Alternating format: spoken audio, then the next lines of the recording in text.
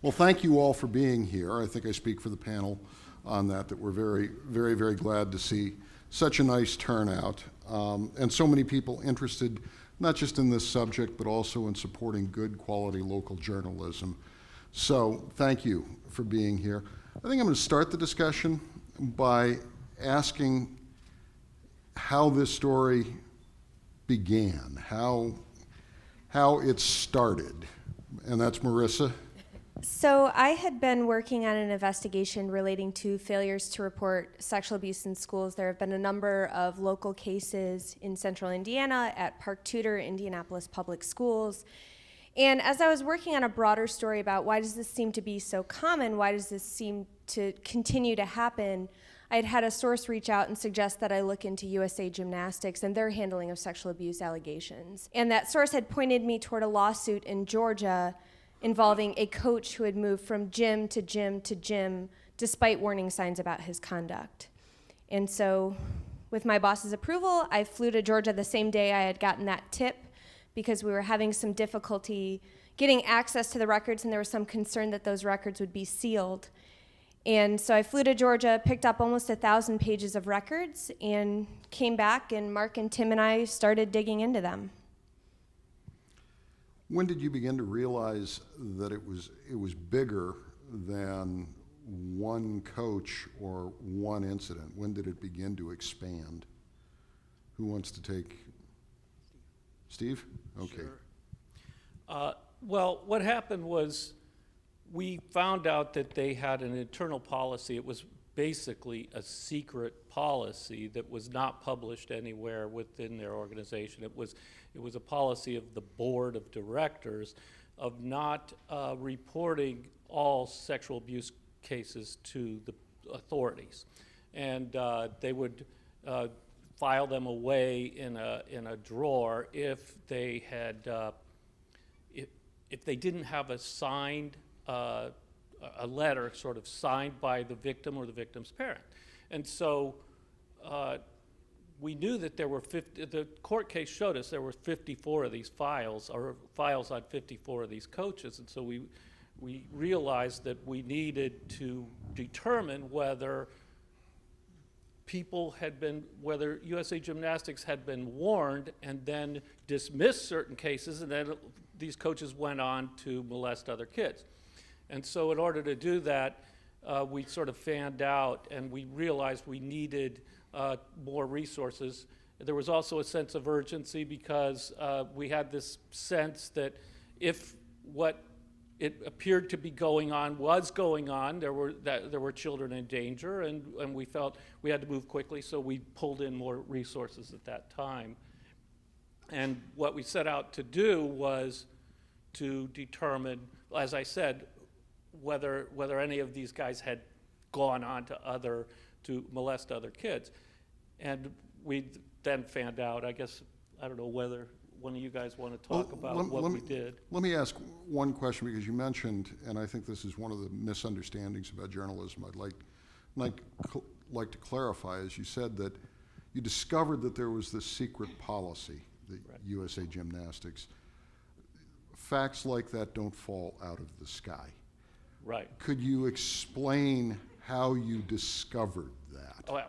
Well, actually, it was a very, I would say, clever lawyer down in Georgia who, in the course of their case, they took depositions of the president and other officers of USA Gymnastics, and those depositions were all sealed.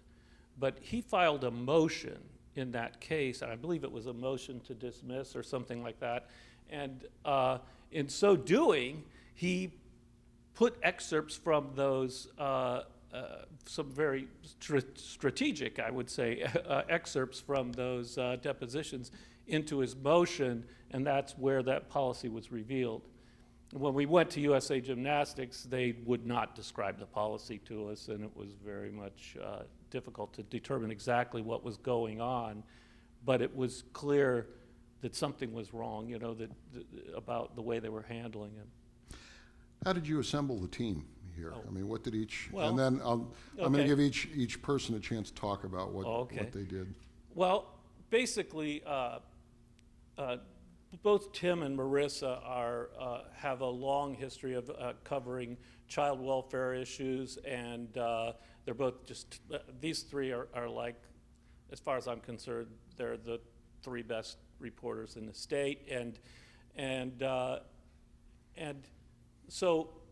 Mark has a long history of sports journalism and investigative journalism around sports. He did some stuff on the NCAA. He's, covered, he was at the Olympics down in Atlanta when Carrie Strug did that, was basically hurt her foot in this sort of dramatic scene, and Larry Nassar took her away from that scene. And he's also done a lot on criminal justice, things like that. So it was sort of, and they were all working for me. I had other reporters working for me, and first we pulled Mark in, and then we moved. We realized it was bigger than we thought, and Tim, I pulled Tim in then too. So I'm going to ask each one of you, and I'll start with Mark on this. We know why Steve pulled you in together as a team. How did each one of you see your roles in reporting this? What did you see what were you bringing to the table in reporting the story? I think we were pretty good about splitting up the work, and often the roles were exactly the same. For example, at the outset, we had to find out as much as we could from court cases about coaches who had been accused or convicted of abuse of gymnasts. We had to go through news reports. We had to go through the USA Gymnastics' own list of what they called banned coaches and find out what happened to them. And it's the way I look back on it is we all had an important role, and it just kind of fell into place. When after the first story, when a brave woman named Rachel Dunn Hollander came forward, we split up all the tips we got. I happened to get Rachel, so I have been dealing with her for a long time.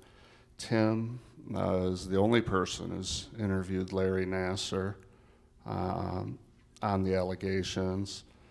And Marisa was dealing with a lawsuit that was about to be filed by a person who was anonymous at the time, but later came out as Jamie Dancher, alleging abuse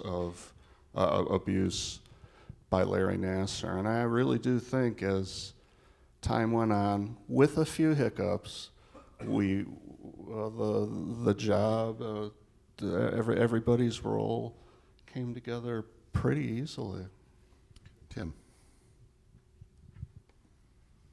I think I got dragged in at the start because of my child welfare, child abuse experience, and then I'd also been covering courts and had quite a bit of experience in that. And then all three of us have done a lot of public records searches and requests, so kind of that combination. And often we were doing the same things. When we first started out, we had over 100 coaches that we were going to look at, and so we divided them up and we backgrounded these 100 of coaches, and we all were kind of working together on that. Other times we went along, maybe one of us would take the lead in writing a story, and others would feed us. And so it was a mix, but it kind of just seemed pretty organic for the most part. And I think we all have a lot of the same skills. So, and then when somebody had maybe a little more expertise in one area or the other, we kind of deferred to that person. So, Marisa. I don't really have much to add to what Mark and Tim said. I think that we were very collaborative. We were trying to get it done as quickly and comprehensively as possible. And so we did, we were very strategic about dividing up that workload and pursuing different pieces and coming together and, trusting each other to produce the information that we needed and compile it into one piece. Bob, what were the challenges in terms of doing the visual pieces of this storytelling? So for my part in this, early on, the project had a few different photographers working on it, but I came on early on, embedded, and was working completely with this. So, yeah. What difficulties did you have? I mean, I would think well, there would be ethical challenges, I think, in how much of this you're going to try to depict, and probably some skittishness on the part of your subjects. How did you deal with that? It's tough. It's really, really difficult to talk to people who have had so much tough times, you know, after that. So, and it's being sensitive, it's being kind, it's talking to people. Visually, it's intimidating to have a camera placed on you when you're about to talk about perhaps the most sensitive thing, the toughest thing you've ever had to deal with in your life. So to ask that of someone, you're asking a lot. So being sensitive, myself, the reporters, was tricky. I think Mark wants to add something. One of the things that surprised me is the victims or survivors were by and large willing to talk to us and more comfortable talking to us than we were probably comfortable talking to them at the beginning. The people we had the most difficulty with were the hierarchy and people in gymnastics. A lot of people knew things but didn't want to talk to us. I'll let you maybe address the competitive nature and stuff, Mark. But again, the survivors, that was what surprised me, that these mostly young women would open themselves up. We'd sometimes call them out of the blue, explain who we are, and they're talking to these old guys who they've never met, and they're telling us these horror stories about their lives. And obviously there's a gentle way to do those interviews, but that was a surprise. Again, the difficulties were the officials and people in the sport. Well, I was just going to say that I think Bob was selling himself short in his comments. I did at least two interviews with him, including Rachel Den Hollander, and one of Bob's observations was I was nervous, which I was. She was nervous, which I believe she was, but it turned out to be a really great interview, and part of that is because Bob has tremendous skill at putting people at ease, even when they're talking about the kinds of subjects that we were talking about. I want to dive into that a little more, but first I want to bring Gerry Lanosga into this. And Gerry, I'm going to ask you to wear your ICOG hat here and talk really, and SPJ and all of that, about sort of the changing climate for investigative journalism. I mean, we're going to talk about how many resources had to be thrown at this. Could you talk a little bit about whether that is more common or less common than it would have been, say, 25 years ago? Sure, happy to talk about that. And actually, I'll wear my IU hat with that. That's fine. I would like to talk about Coalition for Open Government, ICOG, at some point, which is a citizens organization, really, that is organized to advocate, educate, promote the access to the kinds of public records that can result in a story like this. In terms of investigative reporting, so I spent a good part of my journalism career doing investigative reports, and then I left for academia, and now I have the privilege of teaching students who want to be sitting on stages talking about stories like this, and I also study the history of investigative reporting. And you're absolutely right about the resources, and I'm very interested to hear about the resources that the Star committed to doing this project and is still committing. It's a major commitment, and I had the same feelings when I saw the first installment that Barb mentioned, which were feelings of astonishment and pride at the hometown paper at doing this sort of really committed accountability journalism that is harder and harder to find. And so the resources, all of the, as we study journalism today, all of the indicators are either going down or up. The expenses are going up, employment is down, advertising revenue is down, and so it's sort of a depressing tableau that we're dealing with in journalism today. To some extent, we've had those trends and these crises in journalism for 300 years of journalism history in the U.S., but it is particularly acute right now because of the economic downturn that hit in the late 2000s, or the early 2000s, I should say, and the internet So, and it's really creating pressures. And so I think it's astonishing that a newsroom is still able to put together a team like this and commit them to long-term projects like this, even in the face of those declining resources.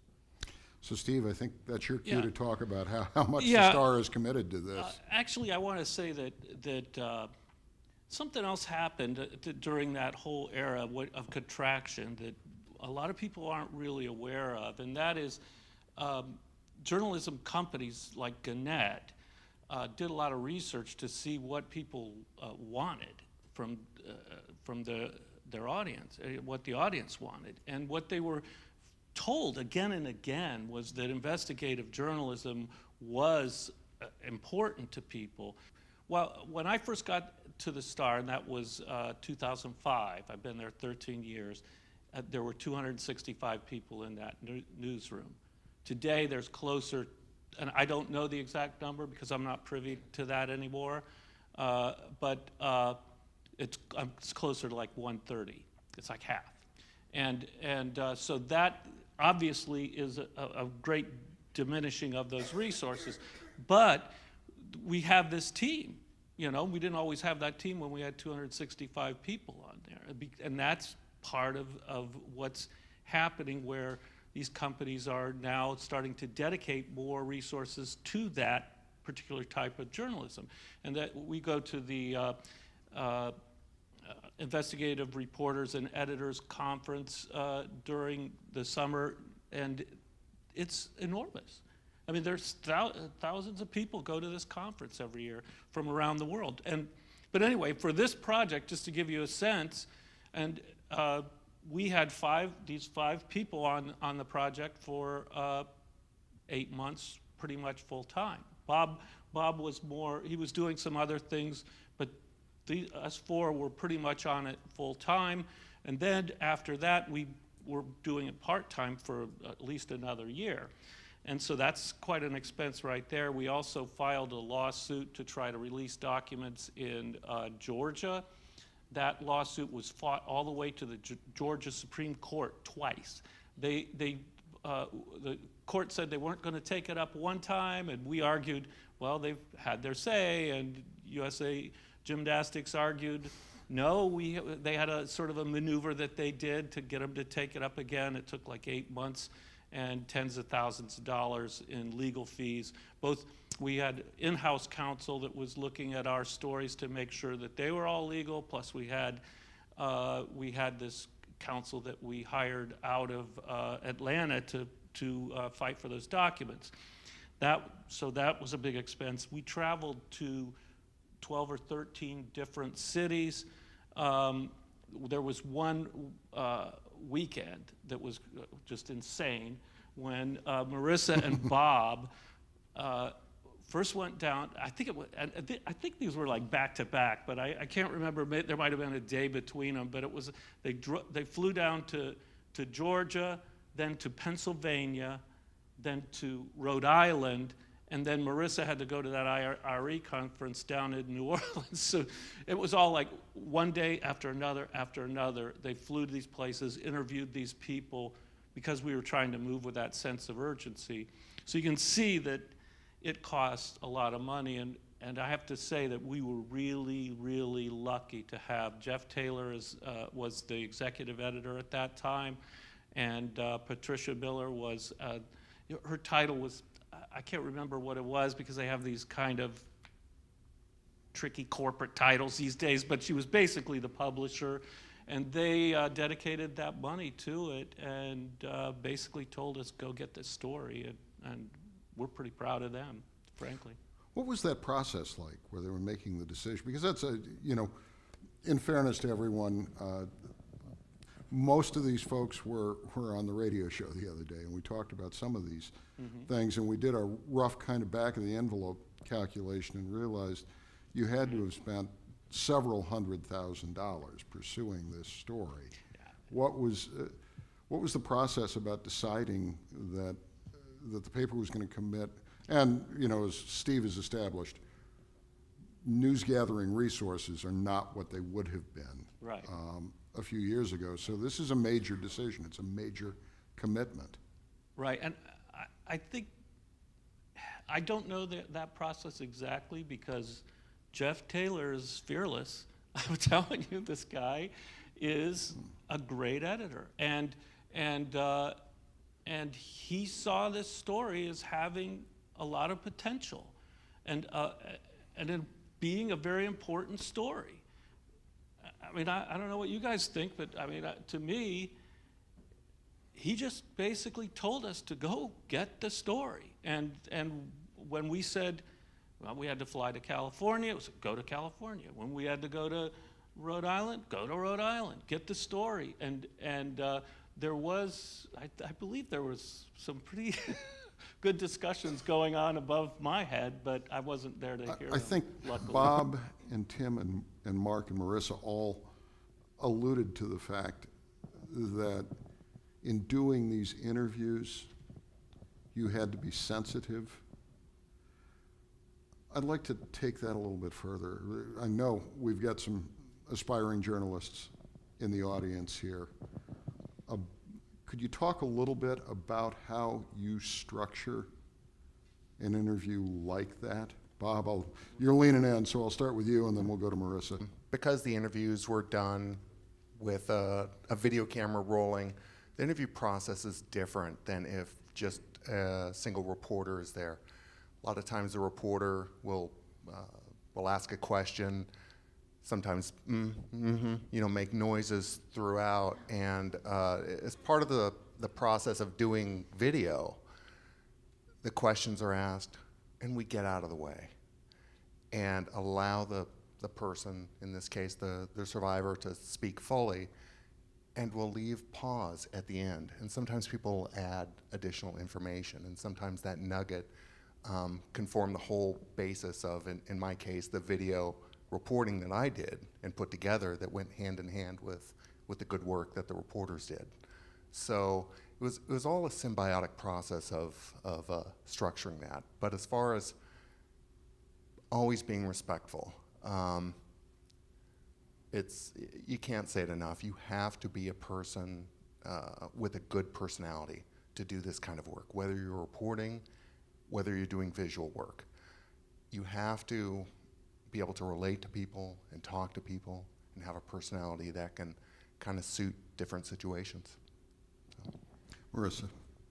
So it's really important for us to, as we're talking to survivors, make sure that we're not re-traumatizing them by talking about these really challenging topics. And so anytime that I was approaching a survivor, I went about every interview pretty much the same way. I started by explaining exactly what we were working on, why we wanted to talk to them, and help them understand exactly what we were doing.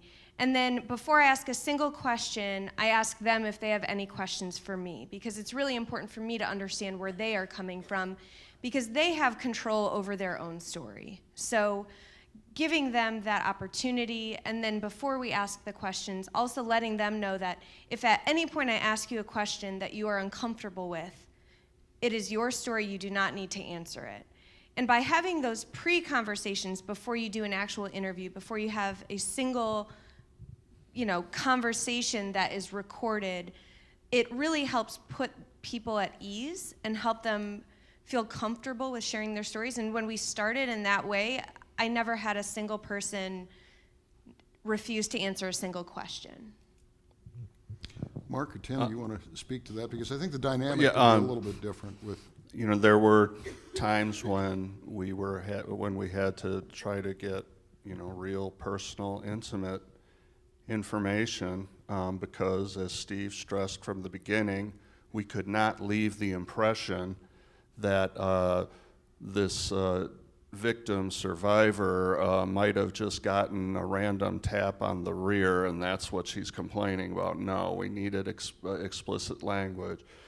If we needed a lot more detail, whether we were going to publish it or not, then we would pass the people along to Marisa to have that conversation. And then, but one other thing I would add too, and I found this to be really important, I found the survivors to have really appreciated this, is staying in touch with them afterward on social media. One of the women I interviewed, one of the first people we had in the first story, a woman named Becca Seaborn, just had her second baby. We stayed in touch. We communicated what was going on. There weren't going to be any surprises. And as time went on, maybe I would share a few personal details about my life and learn about theirs a little bit, because in my old world, it would be going into a smelly locker room, interviewing a linebacker about a missed tackle. This is a little different. Tim. And I'd say a couple things. Those guys make it sound easier than it was. A lot of these interviews were the product of a number of phone calls, building a relationship before they even did the interview. Mark spent hours at night on phone with a couple of sources where we were just trying to get them comfortable with us, and it was just building that rapport that finally they were ready to come forward. And that was a critical thing, I think. So it wasn't like we called them, and in some cases we did show up that day or the next day, but a lot of the times we had built some trust through conversations. And again, you see that's paid off because of the relationship. I've got friends, I'm sure my wife thinks, who's that lady in Oregon who's, loving all my comments and things, but these family members. And the other thing is, many of these survivors were so grateful. We were, in a lot of cases, the first people that listened to their stories and the first people to really believe them.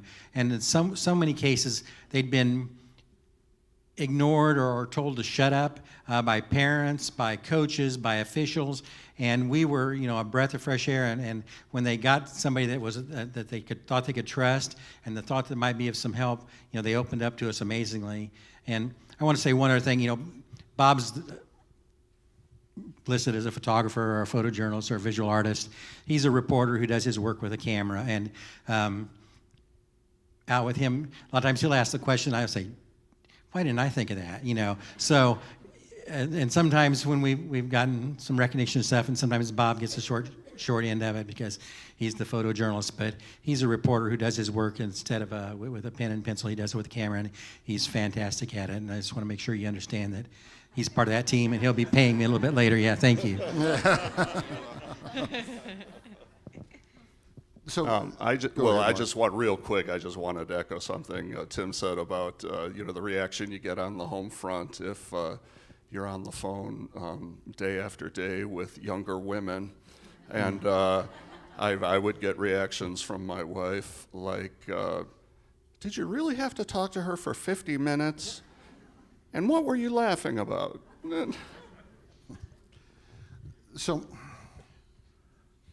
you've talked about at some level building the rapport. What kind of guidelines did you set for yourselves when you went into those interviews? Because you're asking for a tremendous amount of trust from these survivors, and yet you have a dual loyalty. It's not just to them; you have it the audience and to some degree the truth. If they tell you something that's damaging, you have obligations there as well. Marisa, you're looking at me, so. A lot of it is like I said before, clearly communicating up front exactly what we're doing and why we want to talk to them, why we were asking the questions that we are. And as Mark said, not letting that conversation end when the camera turns off, when the interview is over. We were very, very deliberate about not only communicating with them before the process, as Tim said, during the process, as I talked about and Bob talked about, but also afterward, even before publication, letting them know what to expect, when it might come out, and even in some cases when we were talking about, as Mark talked about, the explicit language that we were using, reading to them pieces of how we were describing what they had gone through to make sure that they were very comfortable with that. And so I don't know that there was a written ethical guideline, if you will, but really just trying to think of them as people who have feelings and who have been through a difficult time, and giving them the respect that they deserve. Steve. I would add one thing. A lot of these the decisions that we had to make sometimes were regarding whether we named people.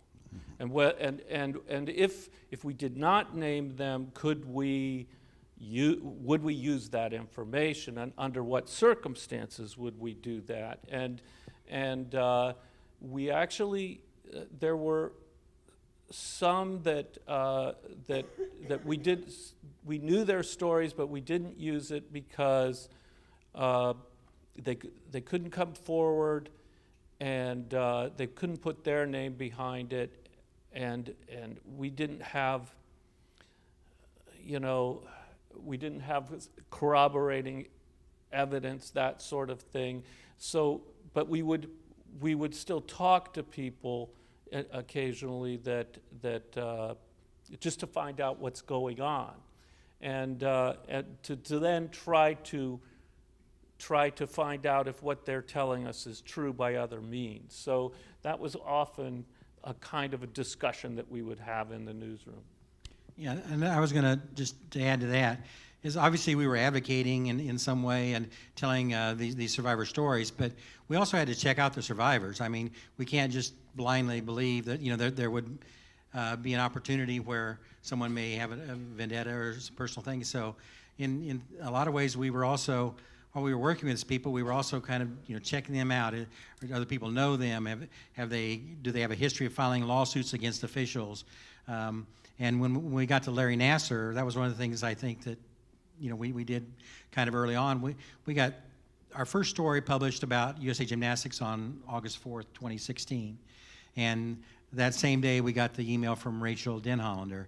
And then within a few more days, we got messages from two other women who had been assaulted by Nassar.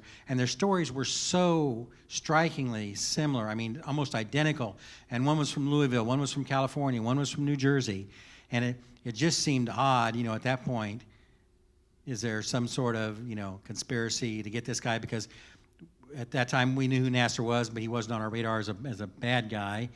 We did some background on Nassar. Did he have malpractice or lawsuits? But we also kind of tried to figure out who are these women? Did they know each other? Is there some sort of teamwork going on? And when it was clear that that wasn't the case, that's when we knew that there was something to the Nassar story, because their stories, I mean, they were from their heart, and they were just so strikingly identical that we knew there was something there. Yeah, and one other thing on that, the women wanted to know each other and asked the reporters, because we told them we had each of them, we had two other women who were saying virtually the same thing. And they said, who are they? Can I talk to them? I want to, find out what they went through. And we wouldn't do it, because we wanted to make sure that these people were, who they said they were, and what they were telling us was what they knew and not what they heard from somebody else. I want to actually, right now, obviously, everyone is supportive of the work that you have done, but that was not initially the case, correct? Could you talk a little bit about what the initial reaction was when those first stories were reported? Well, Mark, I guess they're looking at you. I thought you were going to maybe go to the first Nassar story, which maybe I can talk about real quickly.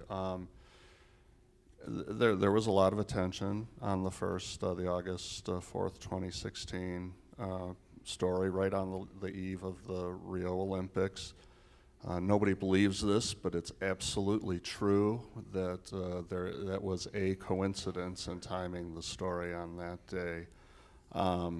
USA Gymnastics came out and made some dismissive statement. I think the United States Olympic Committee also came out and praised USA Gymnastics as having a model kind of program. But I think when we really started taking heat was the first Nassar story, which was September 2016. Larry Nassar was a beloved man in that community, beloved and respected by journalists, or by gymnasts, citizens. He did volunteer work. So we got real nasty emails and voicemails about how this couldn't possibly happen. I'm 175% sure you're completely wrong. And to me, the biggest indicator of how the esteem in which he was held was a school board election. Larry Nassar was a school board candidate, and that would have been, of course, November 2016, a month and a half after our story. He had verbally withdrawn from the race, but his name still had to be on the ballot. And he got 21% of the vote, more than 2,000 votes. I think it was later that month they found the child pornography, and people started to come around to what might have been the horrible story it turned out to be. You talk a little bit, any one of you, about what it's like to deal with that kind of abusive feedback, though, when people are upset about something you have reported. Well, Tim is avoiding eye contact, and Marissa's looking at me, so. It's stressful. The whole thing, you can't imagine the stress we were under from day one here. One, we're going up against a powerful Olympic organization that has millions of dollars and high-priced attorneys, and they were threatening us basically from the get-go and not cooperating. And, there's sleepless nights anyhow. And then when you get that, you get that sense of, even though we were so confident, we were so careful in our fact-checking and our backgrounding, but you still always, there's that little bit of doubt in the back of your mind, did we miss something? Is something wrong? And when you get that kind of feedback, you think, gosh, are we really right? Is there something that's going on? But then you kind of go back and look at your notes. I think if they could cut us from the herd, and they get one of you, you can maybe have doubt. But then you were back together and we talk about things and we realize, no, that's strong. We're strong. We checked that 7 ways, from Friday. So, but it just adds to the stress in which we were working 50, 60, 70 hours a week. We were working 6 and 7 days a week, many of the time. I don't know if Ronnie's still back there or not, but not really. We weren't working that many days. But it was really a high stress time, and I'm sure our families paid the price, and some of our colleagues. But again, at the end, and the most rewarding thing has been the support of the survivors and their families that still reach out to us and are like us on Facebook, or send us or retweet us, or send us things that have nothing to do with their story. But we've got these friends, kind of a weird relationship of people who we've touched somehow, and they've touched us. And when you see that, and you see the survivors speaking out and thanking us, that makes, in hindsight, it makes all the stress and the sleepless nights much more worth it. Bob, I think, wants to add a comment. Yep. One thing it hit me one day. If you come out of the Indy Star building, you turn left, you walk a block, then you walk one more block, then you turn right, and you go about halfway down that block, and you look to your left, there are the USA Gymnastics offices, right there. So, it dawned on me, am I going to bump into Steve Penny at the food court in the mall? Am I going to bump into any board members there? And how will that go down? And you know what? I should always have my camera with me. So it was surreal, and we were doing this work and holed up in this war room, we called it.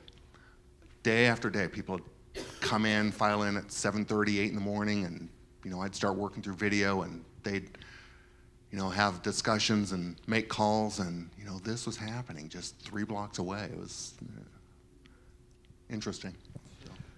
I'd like to remind everyone in the audience, too, that if you have questions, they've started coming in. I'm actually going to synthesize a couple here, but just hold up your hand, and Barb or someone else will collect them. I'm sorry, I interrupted you.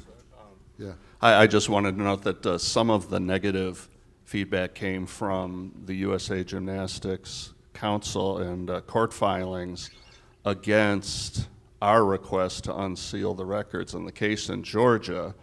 And some of the language in those court filings just had made us chuckle, just because we worked so hard.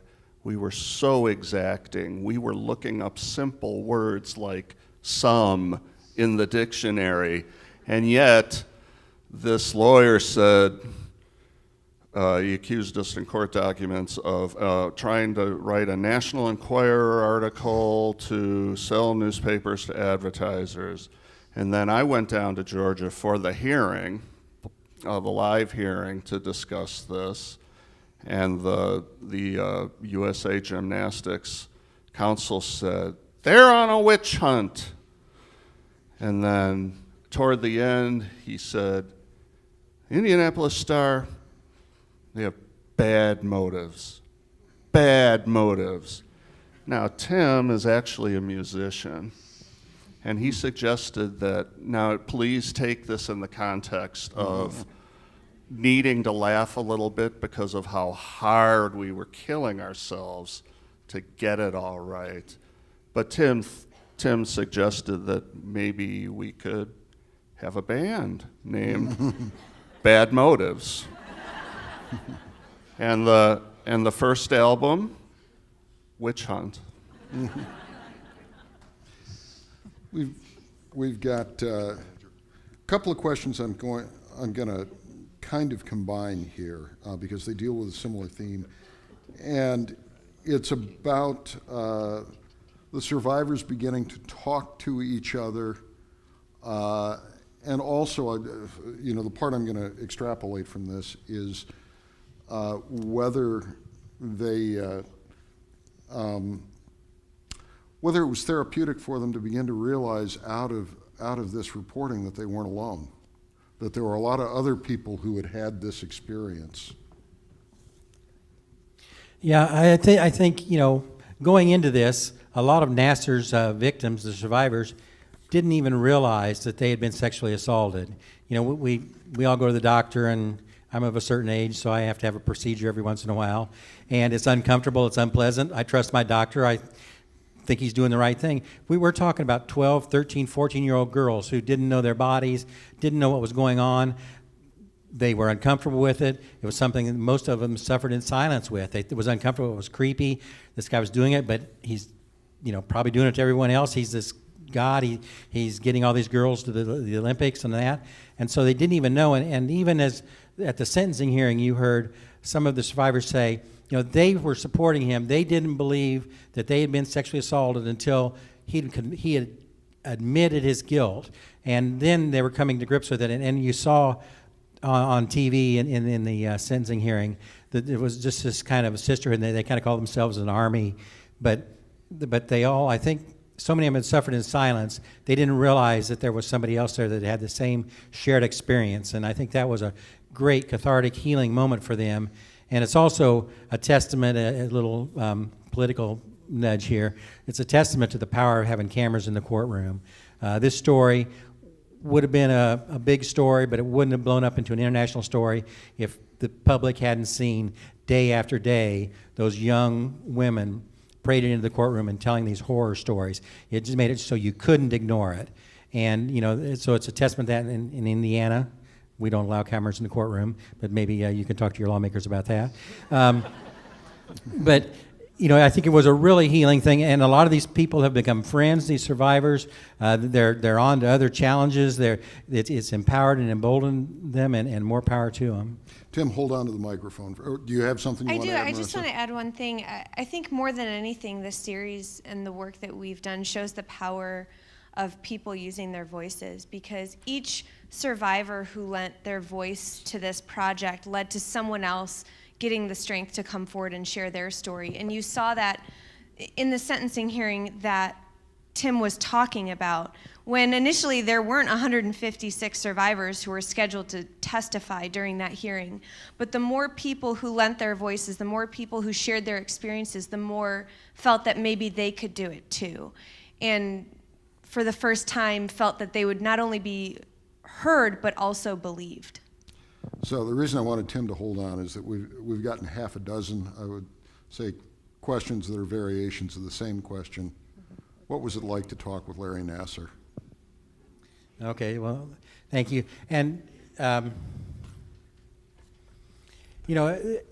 we divided up our work like a lot of things, and Mark was chasing Rachel and another one of the Nassar's victims who had reached out to us early. Marissa was dealing with a young lady in California, and that left me getting the draw of Larry Nassar. So, and it was kind of like okay, Tim, send him an email, try to call him, see what you can do, And our thought is, he's never going to talk to us, So I called first the clinic at Michigan State where he worked, and I got kind of a weird, and at this time I didn't know that he had been dismissed just days before because Rachel had filed a police report. So they said, well, he's not here now, you might try this, and they actually gave me an email, which is easier than somebody usually gives out. So I realized something was there, so I sent Larry an email at his home, and it was kind of interesting because it's been released through public records requests, and it's been printed and other things. So it's a learning lesson for student journalists. Make sure what you put in an email, you wouldn't be embarrassed reading it in the New York Times or Deadspin or something.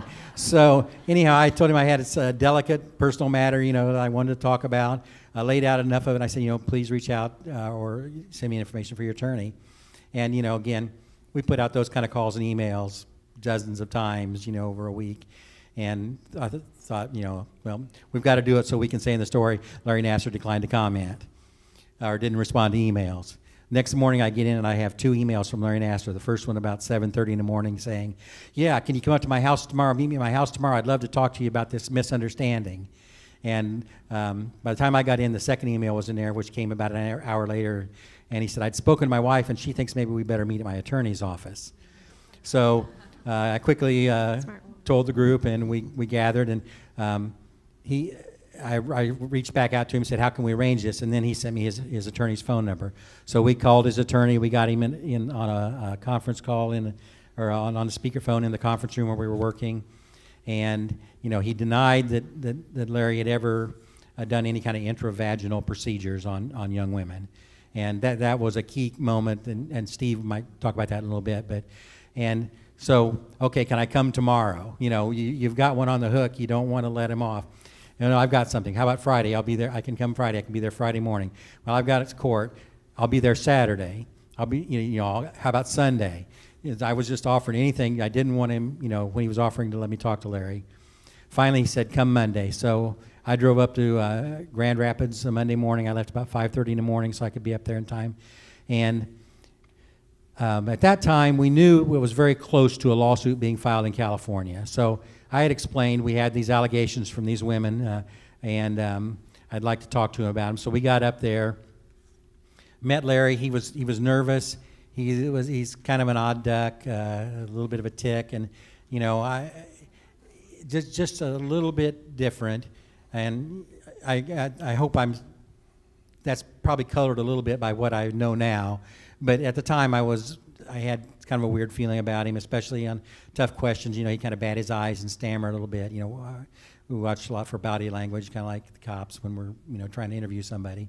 So first thing he wanted to do, he wanted to talk me, out of doing a story, and he wanted to show me these videos that he had made of him doing his procedure, and it was bordered on, soft core porn almost. It was the backside of a young girl with her briefs, kind of gathered up in the cleft in her backside, and he's massaging her thighs and her buttocks, and getting down. He goes, see, I get close here, but I don't ever, go too far. And he also offered. He said, I know your first story you were looking at USA Gymnastics. I can give you some dirt on those people. You don't really want to write about me. I'm innocent. So he offered that trick, and probably about a half hour or so into our conversation, and this was starting out kind of off the record. I didn't have my recorder on. He just wanted to show me some things so he could contextualize. I got a text that the lawsuit had been filed in California. So at that point, I felt obligated, ethically, to let his attorney know there's a new development. It's getting more serious now. There's a lawsuit, and what do you want to do? And he asked, can I get a copy of the lawsuit? I texted back to Marissa and Mark, and they emailed me one. I gave him the lawsuit, electronic version. He and Larry went into a conference room, came back out about 15 minutes later and said, because of the lawsuit, we're going to cut off the interview here. But the last thing, kind of my last memory of talking to Larry in that law office. He was very nervous, almost to the point of, I don't think it was tears, but welling up, begging and pleading with me not to write this story. It was going to ruin his life, and that we were off base and that this was all wrong. And I left. I'm a human being, and there's some conflict in me. I had no reason to doubt these women, but again, here's a guy whose livelihood, a professional, a doctor, and if we write the story, it might ruin his life, and turned out deservedly so, I guess. But it's something that you struggle with. And when I got done, I drove to a parking lot, got my handheld recorder, and started just kind of talking about my recollections and my memories of what that situation was like, so I could record it and have a copy of it fresh. But then, again, the other thing, I just got a letter from Larry from prison this week. I wrote him as soon as they sent him to a federal prison and I found out where he was. I wrote him a letter. I said, when we last parted, one of my things I said was, I'd love to hear your story when you're ready, when the time's right. In my letter, I said, I know this has turned out different than we both probably thought it would, but I think there's an opportunity that, you could do some good by explaining, sharing with people what it was that got you off the rails and took you down that wrong path. And I think there's, a possibility of something good for that could come from that. And and I also was pretty clear. I said, you're going to spend the rest of your life in jail. He's got a 60-year sentence for child porn. Once he's done serving that, he's got up to 175 years. And I said, even if they cut your sentence in half, you're still going to be in prison the rest of your life. So, talking now is not going to affect that. But his letter back was his attorneys that are appealing, and they didn't want him to talk now, but maybe he would talk to me later. So I'll write him back probably later this week or next week, and just kind of keep a dialogue open and hoping someday he'll want to talk and maybe, provide some insights. He also had a Bible. Yeah, there was a Bible reference about lawsuits, a modern version of the Bible. Most of the attention's been focused on Larry Nassar now because the abuse. Do you have any idea how many other perpetrators there were? How many other abusers? I know that's sort of like asking you to prove a negative, but it's still. We haven't reported this yet, but we're working on another story, and we counted up 368 out of all the documents that we had. We counted up 368 places where kids said that their coaches or other adults had abused them. And then by the time Larry Nassar's people were added in, it was over 500. And as we know, there was one guy named Ray Adams that we followed. He started out in Missouri and then moved to other gyms in Illinois, and then he went to Ohio, and he went to Florida, and everywhere he went, he got into the same kind of trouble, and he got fired. Police looked into him. They couldn't arrest him. So a lot of these guys would have, not like Larry Nassar, but they would have 12, 13, 14 victims. And so you start to add that up, and it starts to get to be a pretty big number. And then since USA Gymnastics turned over all their files over to a new organization called Safe Sport. It's out of Colorado, and they're now doing the investigations. And they've only been doing that for 1 year, and they've already banned 100 more coaches. So if you do the math, that seems like that's pretty ugly, and so I don't know how many there might be still out there, but there's some evidence of some of these coaches, even after they're banned, they continue to coach. We had what was that story just today we saw out of Milwaukee that where what was the A, situation?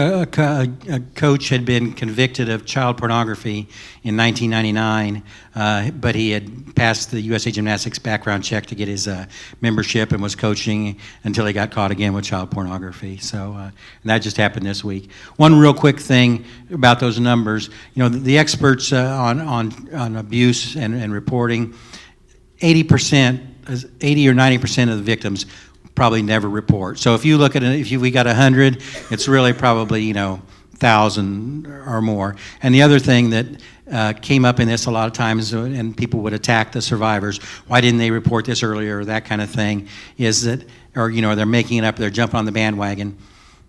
False reports about sexual abuse it's a tiny percentage. I've seen research that says anywhere from 4 to 8% of reports might be false. And again, I was talking to Steve about that today, and I think that's something you need to remember. These aren't people who are vendettas. These are young girls who don't even know what sex is or sexual abuse is. You know, they're not making this stuff up. You know the quote that you saw the prosecutor in the movie at the beginning, Angela Povolitis, I guess it is, where she attributed Larry Nassar's arrest to us, and you know, I mean, we didn't put handcuffs on him or anything like that, but what she said was inherently accurate, though, because Larry Nassar was able to get away with this despite being reported to the police at least twice, and being reported to Michigan State University a couple of times at least. And he would bring in his doctor friends and whatnot, and they would talk about the, you know, legitimacy of his procedures and how he's being misunderstood. And the police and prosecutors would say, "Well, okay, I guess it's all legit." But what he was telling the doctors was that he didn't do intravaginal penetration, as he said, but when. So as long as it happened in secret, behind, without anyone knowing, it was okay. He could get away with it. But then as soon as we wrote the story about it, and it had his denial that he'd ever performed any intravaginal procedure on any woman. That's what he said. We put that in the paper, and hundreds of women said, well, there's a word for that, but they all, yeah, they all said that's a lie, and so they started to come forward, and one of them was a woman named Kyle Stevens, and Kyle, unlike almost every other victim, was not one of his patients. She was just the kid next door, and because the prosecutors knew that he wasn't going to be able to explain it away with a bunch of doctor friends, they made her the lead plaintiff. And what ended up happening was they went in with a search warrant very quickly after that, and they found the child pornography, and it was all over. I mean, everybody knew then that this was all a big scam. And so if it hadn't been public, those women wouldn't have come forward. He would have probably gotten away with it, and that's why Angela Povolitis characterized it that way. So, I mean, I feel good about that, but that we were able to do that. But we've gotten, again, several questions that are similar, and they deal with how you were able to confirm the survivors' stories, and I'm going to add one to that, how you explained to those survivors that you needed to verify their stories. Mark?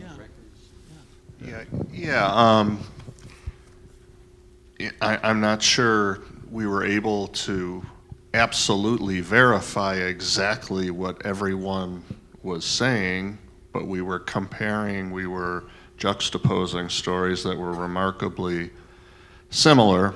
And Rachel Den Hollander, who you might remember from the sentencing hearing, just an amazing woman who, when Bob and I went down there in August of 2016, small house, she's a lawyer, 3 kids, 5 and under, smart, serious, did the interview, and she also had about 100 pages of her medical records ready for Bob to take pictures of and to bring back. So it was that kind of documentation that helped. And since she's a lawyer, she had also basically spoon-fed the Michigan State Police and the prosecutor in that county an outline of how to go about the prosecution.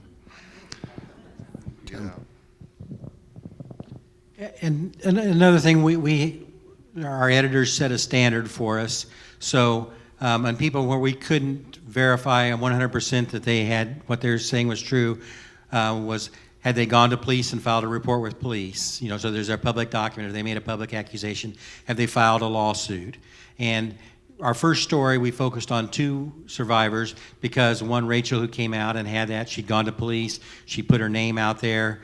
The other, Jamie, was at that time a Jane Doe, but she had a lawsuit that documented. So there were public records that we could cite and reference. So that was important. We had a 3rd survivor in New York who hadn't done either one of those things yet. And so even though we trusted her and believed her story, and later she came out and did that, but we didn't include her in our first story because she hadn't reached that bar that we had set of either having, put her name to it, gone to police, filed a lawsuit, something like that. So that gave us a little bit of cover in terms of journalism. Gotten a couple other questions that deal with parents in this, and some of, obviously, these survivors were very young. How did you structure the interviews with parents, or did you do interviews with parents? We did a few interviews with parents, but by the time we interviewed, most of the survivors we interviewed, I think probably all of them were adults at this time, or... Yeah, but the vast majority of the people we were dealing with were adults at that time. And just as an aside, and I'll let you talk about that, but one of the things we saw in a lot of cases, this goes back to what Steve was talking about, there were instances where the parents did not believe the girls about the abuse. The Kyle Stevens, the neighbor of Nasser, her family made her apologize to Larry. There was a rift between her father and herself, and after Nasser, I think it was after he was charged, is that the timeline, that he committed suicide. He'd had health problems, and that wasn't, but attributed solely to that, but there was an issue there. And we saw in Ray Adams, there were parents who didn't believe the girls, or they said, we've invested, this is your ticket to a scholarship, or this is your ticket to the Olympics. We've invested thousands of dollars. Suck it up, tough it out, stay away from him. But there were a lot of situations where parents had some culpability in it, or they would drop their kids off, or a lot of these coaches kept the parents out of the gyms, and the parents didn't insist that they need to be able to watch. And so, it's a little different about the parents, but there was some issues there too. Mark, anyone? Gymnastics is, of course, it's a judged sport. It's subjective judging. And at the highest levels of the sport, the United States Olympic team, that's chosen by committee. It's not like track and field where, okay, top 3, you're in, or swimming. It's all very subjective and very political, and it helped create this culture of fear, secrecy. What might happen if I don't go to Larry Nasser like they want me to? I believe parents certainly got that word too. Nobody wanted to rock the boat. Marisa. I think I would add to that too, throughout this investigation, I think we saw parents at every aspect of that spectrum, because we had the parents who initially didn't believe or who didn't want to go to authorities at the time because they were worried about the trauma that sharing that with police and with authorities might cause, and the rigors of a criminal trial if there was going to be one. But at the other end of the spectrum, you also had parents like Becca Seaborn's parents and Kaylin Britsky's parents, who were the mama and papa bear, felt very strongly, believed their children and wanted justice. And, circling back to John's initial question, there were, in most cases, as Tim said, the women and the survivors that we interviewed were adults. In the Ray Adams case, one of the survivors was still underage, and so we followed the same process that we follow with any story, not just this story, but any story, but, talking to the parents about, is this child in an emotional place where they are able to talk about this? Are they getting counseling? Where are they at in the healing process to make sure, again, that we don't make a traumatic situation worse? And so in the case of the Ray Adams situation, the underage girl, we ended up interviewing just her mother because she was not in an emotional place where she was ready to do so. And I'd also say the other case where we didn't interview the survivor herself, but a parent, was Lisa Ganser. In the lawsuit that started this entire situation, the William McCabe case, we went and we interviewed Lisa Ganser, who was the mother of the girl who had been a survivor. And that had kind of initiated this whole thing. So, as with anything, it's impossible to paint people into one specific perspective. They fall all across the spectrum. I'm going to combine several questions here. I apologize if I don't do, but we're starting to get a little bit close on time, and I want to get as many questions in as possible. There were several questions about what sort of databases you used, what kind of technology, what kind of software helped make this possible. Everybody's looking down toward you, Mark. I think that's what's known as a hint. I would not say the databases were anything particularly sophisticated. We did a database with manual entry, going through old USA Gymnastics magazines, plotting when a certain coach went on the banned list, and then when that person was convicted. We created a database of coaches we wanted to investigate further based on what we saw in a lawsuit. And there was another database of the now over 500 girls and women who had made allegations of sexual abuse against gymnastics coaches. But in terms of super high-end numbers and crunching, it really wasn't necessary for this story. But having said that, it certainly was time-consuming doing a lot of the manual entry. I have one thought. Yeah, one of the things that we do on just about every investigation that we do is the reporters are all sharing everything that they get. And so we actually use Google Docs, and we every interview that's conducted is transcribed and shared.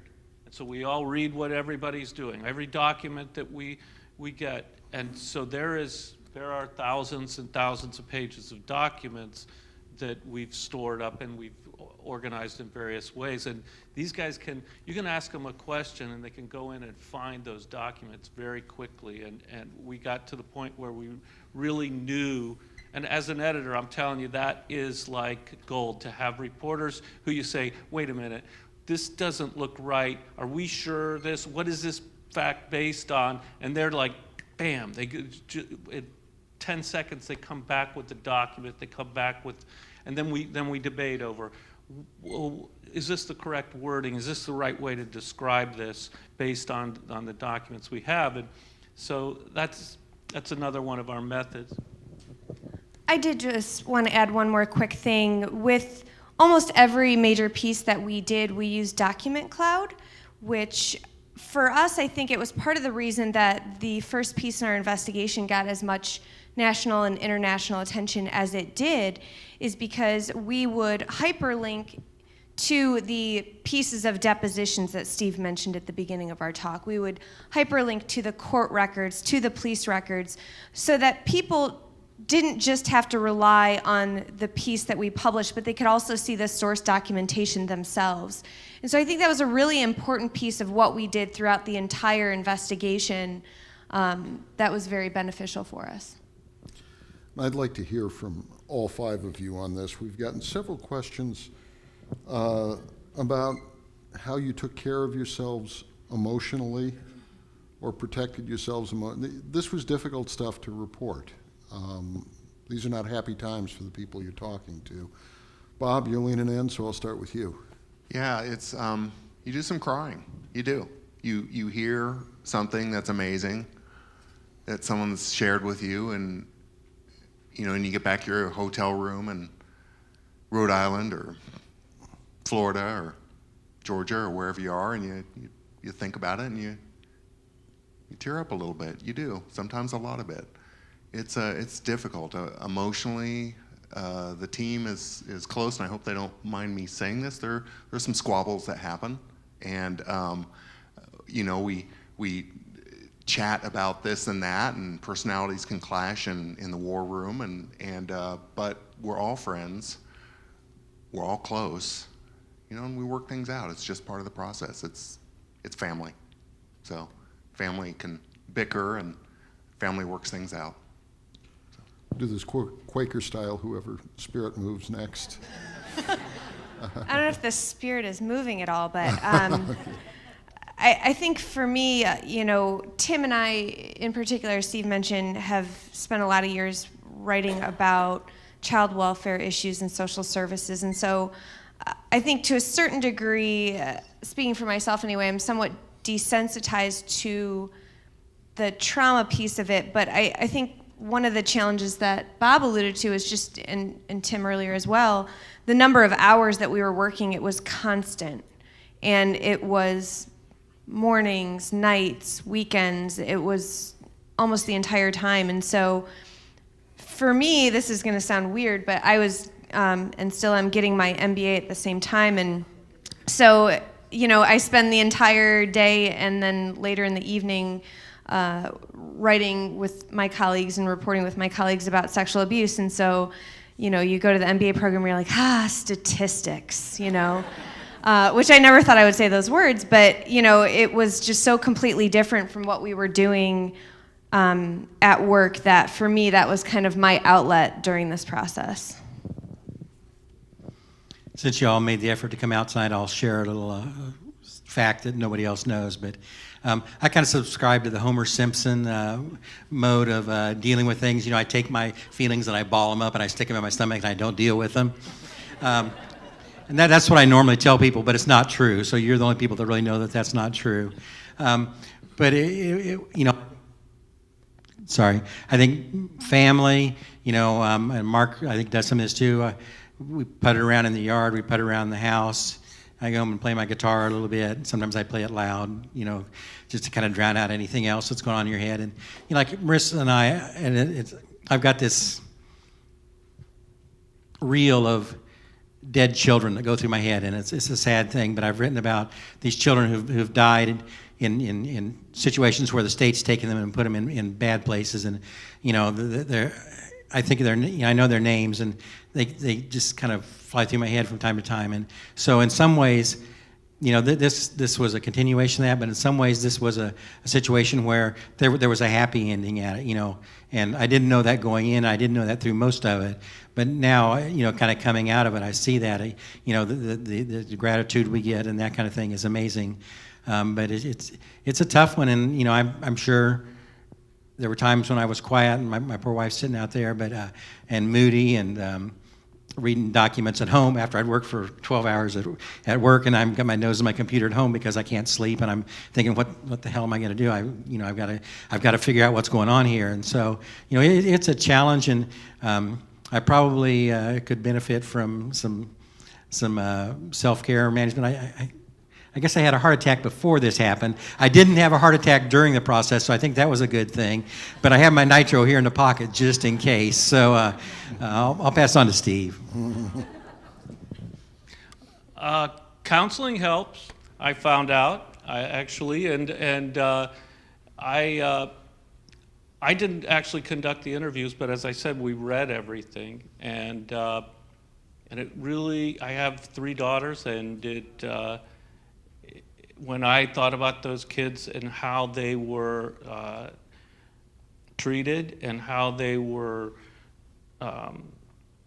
basically negated, by these people, and that had a huge effect on me. And my father-in-law was dying while we were doing the investigation, and we were. My wife, who's in the audience, was great supportive of me, but she was also going through a lot then, and we were driving back and forth to Ohio to take care of him, and talking to these guys on the phone while I'm outside. It was very stressful, and as just like them, I was up at 2 in the morning sometimes, couldn't sleep, trying to work out what the story really was about, and it took a toll on me, and so I sought counseling for it, and it's helped me quite a bit. I sort of always thought of myself as not so much balling it up in my stomach or something. I just thought I was macho. I got like 3 brothers, and we thought we were pretty tough all my whole life. And so that admission about the counseling is kind of tough for me to even do. But I'll tell you what, one day I couldn't watch to be honest with you, I couldn't watch the girls, women giving that testimony. I couldn't watch it. I started to watch it, and I would just tear up, and I said, I can't do this. And then my daughter, I was at work, and they sent one of them, they all did, but at this one particular moment sent a thing saying, how proud she was of me, and I just got up and walked away from my desk, and Alvy Lindsay, who's one of our editors, said, "Are you okay?" And I said, "Well, my daughter just said how proud she was of me." She said, "Oh, okay." And that was a great moment, really. My wife at the time was a first grade teacher, and I would often go and be the guest reader for her class, which was great therapy. And then another thing that I would do is go home, pour a glass of bourbon, and water. We have a lot of flowers on our desk and in our yard and everything, and I would decompress with my beverage and then just taking care, watering the plants and clipping things where they were needed. And my wife called that flower therapy, but maybe it was really bourbon therapy. This question, I think, gets to the heart of it also, the experience you went through. What did you learn as journalists by pursuing this story? Mark, since you've got the microphone, I'll start with you. Oh, wow.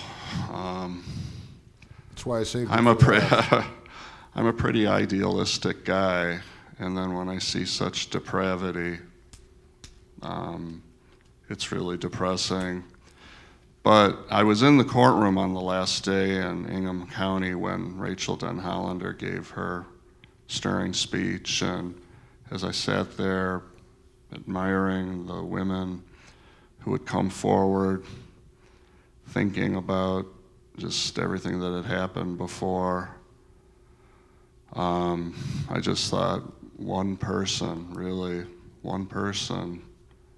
made such a big difference. And that was really inspiring to me. Steve. You know, we got a lot of recognition for this, and it was kind of an interesting thing for me in that,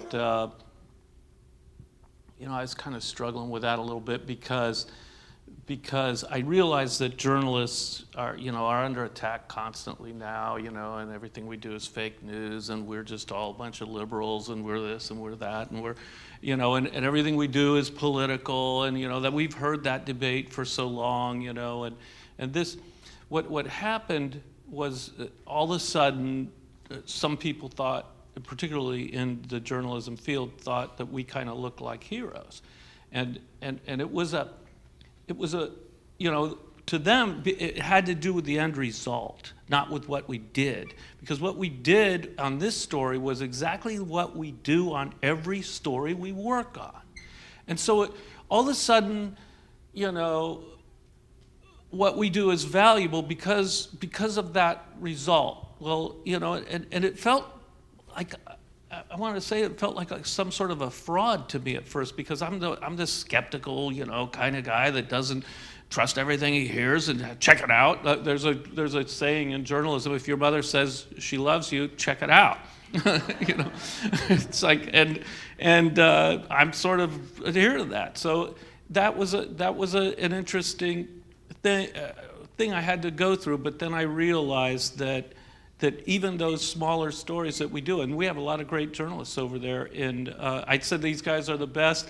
You know, Tony Cook's pretty doggone good too, and there's a whole bunch of them in our newsroom who are working really hard all the time, and they do little things. One of my daughters said this, somebody was saying, you know, that journalism is dead somehow, and she said, well, you know, what you don't realize is that these stories make all kinds of tiny incremental changes that are over the years. And I think that it kind of told me maybe it's worth the effort.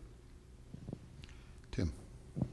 Yeah, I think Steve made a good point. You know, we didn't really do anything different than we do on other stories. You know, we're meticulous to the point of when we're checking our facts, and the three of us would divide a story up. And so, you know, we'd have one story that'd be part my reporting, part Marissa's, part Mark's, and it'd get to that point where we would go through that story, a printout of it with a line at a time. Okay, who said this? Prove it to me. Marissa's provided this. Okay, Marissa, show me the document where this came from. When we were all satisfied, we'd scratch it out. We'd go to the next sentence. I mean, and these are long stories. That's a long process. Sometimes we did it we'd project it up onto a big screen. But, you know, but that's the kind of thing we do in all our investigative stuff. I think the thing that probably it reinforced in me, though, is just the power and the importance of listening. And again, heard so often, we were the first people that listened to a lot of these survivors, and we listened and we were compassionate, and we were able to do something about it. And you know that's you know, some of you may be old enough to remember Green Acres when Oliver Douglas got on his bandstand about how great America was, and they start playing Yankee Doodle Dandy in the back. And that's kind of the way I feel when I'm talking about journalism, is, you know, da da da da. But we do it because there's a reason we do it, and it's because we love it, and because we want to make a difference. And God, we spent a lot of time in it, and we did make some difference. And you know, the band will be here in just a minute, but. You know, it's just a reminder and the impact. And we had no idea it was going to be this big with Larry Nassar. We knew there were 3 survivors. Maybe if there were 3, you know, there's probably got to be a lot more. Maybe there's 10 more. Maybe there's 20 more. No idea that there are hundreds, 200s. You know, so it exceeded our wildest imagination, the fact that there's federal and state legislation that's come out of it. Again, a lot of times we do investigations. Mark and I did one on guns and felons who were getting guns, and the response to it was, you know, you always hope that there'll be change the law and make something better. The law they changed was to hide the list of felons who could get guns from us, you know. So all our great high hopes, you know, down the drain. This is one where you really saw the fruition of your work and exceeded anything we are in my wildest imagination. That Green Acres reference really dated you, Tim, but go ahead. Marissa. Just to continue what Tim was talking about, you know, not only the power of listening, but the power of people lending their voices. Because if you look at the outcomes that our series has had, the federal legislation the federal law that is now in existence because of the work that we've done. The fact that the USA Gymnastics president and entire board of directors have resigned, the changes that came for the organization through them hiring outside counsel to look at their policies and procedures, all of that happened because people were lending their voices and people were demanding change and demanding better, not only of gymnastics, but the entire Olympic movement. And, you know, we saw how the organizations would respond to that outcry when the Olympians and when the others were starting to lend their voices to this. That's when these changes were happening. And when you had 156 survivors sharing their stories, that's when these pushes into congressional investigations and the Texas governor ordering an investigation of the Krull Ranch, all of those things happened because people were demanding it. The public was demanding it. And I think for me, that was something that I found really powerful about what was going on. I've got my own. You guys turn to duet now. Yeah. I'm going to get off in the weeds a little bit here. Historically, women and young girls have not been believed. And with this investigation, Tim and Marisa know intimately. They've worked these cases for so long. They know that. But it was very, eye-opening is maybe not the right word, but just it brought home that idea that we don't listen to a big chunk of our society. And as these stories come out, as the money is spent toward doing these investigations, the Me Too movement that happened several years ago but really came to the forefront last year, it's, there's a lot more work to do, a lot more investigative work to do. I have about another 5 hours of really good questions that people have submitted here, but sadly that had to be the last question. You don't get that many thanks in this business. Steve Berta. Tim Evans. Marisa Kwiatkowski. Bob Scheer.